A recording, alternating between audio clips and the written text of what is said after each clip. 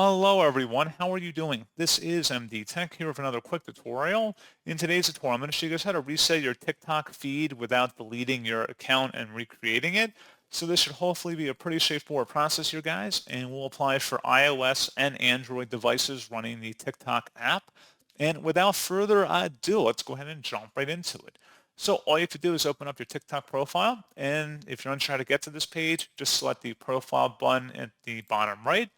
And then you want to select the hamburger icon at the top right, select settings and privacy, and then underneath content and display, select content preferences.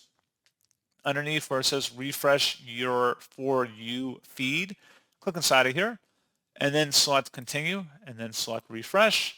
Give it a moment. It will prompt you for a little survey if you want to request why you refresh your feed, but you don't have to fill that out.